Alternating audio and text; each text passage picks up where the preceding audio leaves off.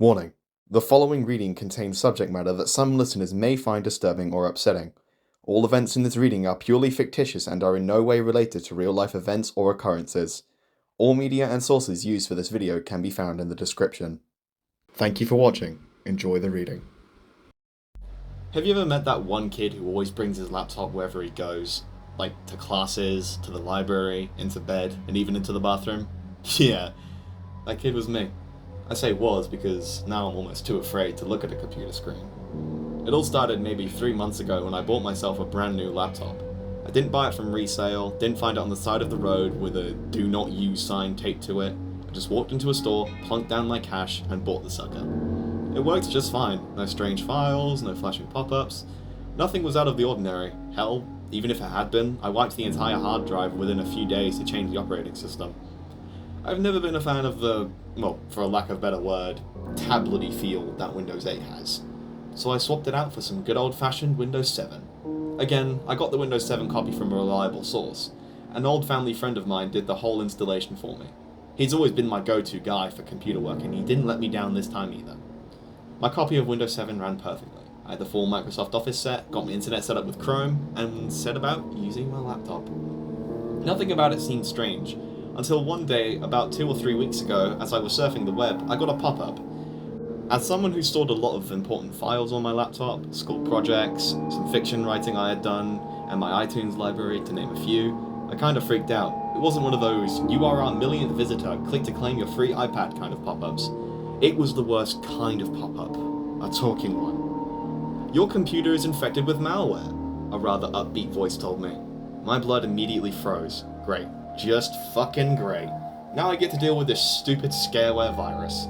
To get rid of it would probably require another hard drive wipe, and even if it didn't, my files had already been corrupted. But then, the voice continued. "That's right, this computer has been infected by some of the shittiest comedy known to man." I wasn't really sure how to react. Was this virus messing with me? I watched in fascination as the fake malware report faded away to a white screen. In dark blue block letters, the words, "Jason and Dan's Comedy Hour" popped up. Slowly, my fears were alleviated. This wasn't a virus, so much as a viral marketing for some new comedy show. Out of curiosity, I stuck around and watched it. To be perfectly honest, it was pretty funny. The setup was that these two guys, Jason and Dan, ran a goofy talk show. The first sketch I ever saw was them interviewing Batman, who in true Dark Knight Rises form was almost completely incomprehensible. Of course, here he was also chomping on a cigar and constantly changing the topic back to smoking. I got sucked into it, and before I knew it, I had finished the entire episode. It concluded with a link to a website that would be hosting a new episode every week. I was hooked. Every Friday a new episode was posted for download, and I was immediately there to watch it and save the file. They all followed a similar formula, with them poking fun at movies, celebrities, and pop culture. Both of the characters were interesting as well, and really played off of each other. Jason was a fast talker. His motor mouth prompted him to spout off wisecracks and one-line zingers almost non-stop. Dan, on the other hand, was more laid back and quiet, but was always ready with a snarky comment whenever the time came. It was funny, often off-the-wall absurd, and all-round fun to watch. Then came the episode that got me to where I am today. I got home from classes for the day, grabbed my laptop and logged in. I made a virtual beeline for Jason and Dan's website and found their latest episode. I started the download and it saved to my computer as keepemlaughing.wmv. I clicked to start the video and treated myself to yet another great episode. Nothing seemed out of the ordinary. They cracked a few jokes, did a few interviews, but something just felt wrong with this episode. Then it dawned on me. Dan hadn't said a word. In the middle of their current sketch, which had just been them poking fun at Michael Bay's movies, Dan just walked out. Jason seemed a bit confused by this and kept calling for him to come back. Suddenly, he too walked off screen, still calling after Dan. Then I heard the sound that I have been since trying to wipe from my memory. Jason screamed. It didn't sound forced or fake though. This was the real deal. When we saw him next, he was running at full sprint and paused in front of the camera. His shoulder was oozing red through his shirt. He began to cry, to beg, and above all, scream. He fell onto his knees, blubbering like a baby, as Dan suddenly strode back onto the screen. In his hand was what appeared to be a small knife, the same sort one would use to whittle at wood or skin apples. Without a word, Dan grabbed his partner by the hair, taking a firm grip on it.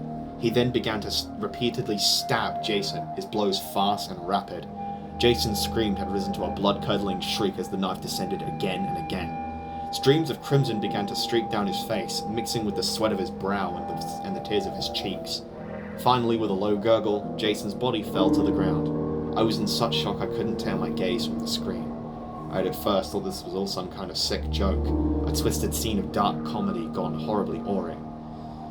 I simply stared at the screen in awed silence. Dan turned his face to the camera, and I felt a chill run down my spine. His eyes were so wrong. They weren't glowing red or black soulless voids. They were perfectly calm and normal. That was what terrified me. These weren't the eyes of a monster. They were the eyes of a fellow human being, one who had become a worse monster than my mind could conjure. Dan stared into the camera and spoke 2 words.